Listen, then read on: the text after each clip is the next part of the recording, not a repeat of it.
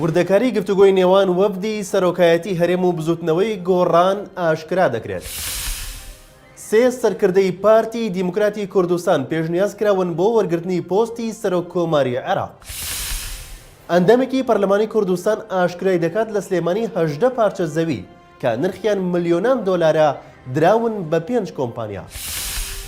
سڵاوتان نەبێت لە شارپرێسەوە هەواڵی ڕۆژتان پێشکەشەکەم. ئەمڕۆ وەفدی سەرۆکایەتی هەرێم لە چوارچەوەی گەڕی سەردانەکەی چووە لای بزوتنەوەی گۆڕان لە شاری هەولێر دوای کۆبوونەوەی نێوانیشان لە کۆنگرێکە ڕۆژنەمەوانیدا وردەکاری کۆبوونەوەکە ئاشکرا کرا. دڵشاد شەهاب ڕاوێژکاری سەرۆکی هەرێم لە کۆنگرەکەدا وتی ماوەی کە لە پەرلەمانی کوردستان لە نێوان فراکسیۆنەکان گفتوگۆیەکی گەرم و گوڕ هەیە لەسەر بابەتی هەڵبژاردننی پەرلەمانی کوردستان. ئێمە لەسەر فەرمانی سەرۆکی هەرێم و بەناوی سەرۆکایەتی هەرێم بۆ ئەو پرسە سەردانی سەرجەم لایەنە سیاسیەکان دەکەین بۆ ئەوەی هاوکاریان بین بۆ زەمینە سازکردنی هەڵبژاردنەکان. لای خۆشیەوە کاردەوە محەممەد لە بزوتنەوەی گۆڕان باسی لەوە کرد مەبدەئیەن هاوڕابوون لەسەر ئەوەی پێویستە بە سازان و گفتوگۆ بڕیار لە هەڵبژاردن بدرێت لە هەرێمی کوردستان.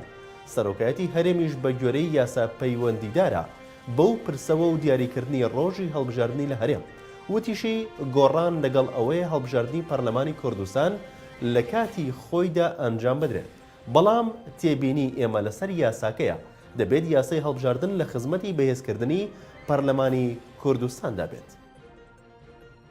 سێ سەرکردەی پارتی دیموکراتی کوردستان پێشنیازکراون بۆ وەرگرتنی پۆستی سەرۆک کۆماری عێراق. میدیای عێراقی ئەمڕۆ دووشەممە بڵاوی کردەوە لە نێو پارتیدا سێ کەس ناویان هێنراوە بۆ ئەوەی یەکێکیان ببێتە کاندیدی فەرمی ئەو حیزبە بۆ پۆستی سەرۆک کۆماری عێراق.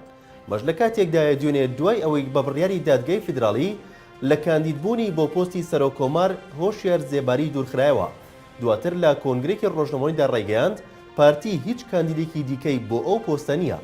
ڕۆژی یەکشەممەش دادگای فیدراڵی عێراق بڕیاریدا هۆشیار زێباری لە کێبڕکەی پۆستی سەرۆک کۆمار دووربخاتەوە بەهۆی نەبوونی مەرجەکانی خۆ کاندیدکردن بە جۆرەی ئەو وادەیەش کە سەرۆکایەتی پەرلەمانی عێراق دیاری کردبوو بۆ کاندیدانی پۆستی سەرۆک کۆمار کۆتایی هاتووە و تا ئێستاش نازانرێت ئەو سێ سەرکردەی پارتی پێشتر ناوەکانیان تۆمارکراوە یاخود نا. ئەندامێکی پەرلەمانی کوردستان ئاشکرای دەکات لە سلێمانی 18 پارچە زەوی دراون بە 5 کۆمپانیا. دەژڵێت بەڵگەکانم داوەتە دادگا بۆ ئەوەی پێدانی ئەو زەویانە بەو کۆمپانیایانە هەڵبۆشێتەوە.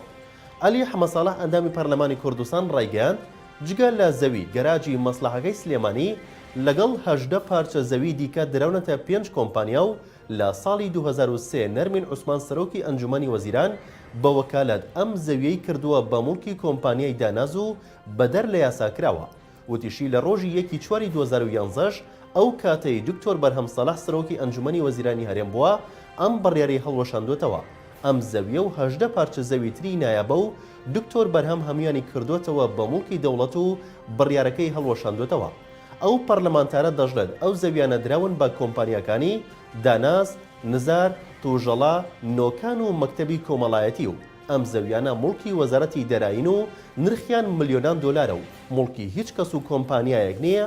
لە چەند ڕۆژی ڕابردووشدا پێدانی پارچە زەوی گەراجی مەسلحەی کۆنی سلێمانی و باخی گشتی بە کۆمپانیا و ئەنجامدانی پرۆژەی وەبەرهێنان لەسەر ئەم زەویانە ناڕزایی زۆری لێکەوتەوە. لە نامەیەکدا بە ناوی 3500 پێشمەرگەوە ئاراستەی شارپرێس کراوە ئاماژە بەوە دەکەن ماوەی 4 مانگە لە نێوان وەزارەتی پێشمەرگە و وەزارەتی بەرگەری عێراق بێموچەند بە گوێرەی ئەو نامەی بۆ شارپرێس نێردراوە بە ناوی پێشمەرگەکانی لیوای 20 کە هەرێم و بەغدا ڕێکەوتون لەسەر پێکێنانی باسییانەوە کردووە. ئەوان ماوەی 4 مانگە هیچ موچەیەکیان پێنەدراوە و ژیانیان لەو پەڕی خراپیدایە. شارپرێس بە دووەدەچوونی بۆ ئەو نامەیە کردووە و لە وەڵامدا لیوە قارەمان کەمال جێگری سەرۆک ئەرکان بۆ کاروباری ئۆپەراسیۆن لە وەزارەتی پێشمەرگەی حکوومەتی هەرێم پێڕاگەیاندین. بۆ پێکێنانی ئەو لیوایە ئێمە لە وەزارەتی پێشمەرگە کارێکمان کرد ژمارەیەک پێشمەرگەی نوێمان ناونووس کرد لەگەڵ ژمارەیەک پێشمەرگەی میلاکی وەزارەت واتە ئەوانەی ناونووسمان کردوون بۆ ئەو لیوای عێراق. پێشتر موچەیان نەبووە و لە وەزارەتیش لە ئێمە پێشمەرگە نەبوون. بەوتەی لیوە قارەمان هەموو ڕێکارەکان لە وەزارەتی پێشمەرگە و کۆتایی هاتووە کە ژمارەی ئەو لیوایە زیاترە لە 3000 سەرباز و هەفتەی ڕابردوش ئەمینداری گشتی وەزارەتی بەرگری سەردانی وەزارەتی پێشمەرگەی کرد و ڕاستەوخۆ هەموو ئەو کێشانەمان بۆ باس کرد. ئەویش باڵێنیدا هەرچی زووە دەست بکرێت با ڕێکارەکان و ئەو کێشەیە چارەسەر بکرێت. لە شارپرسەوە هەواڵی ڕۆژتان پێشکەشکرا شاد و بەختەوەربن.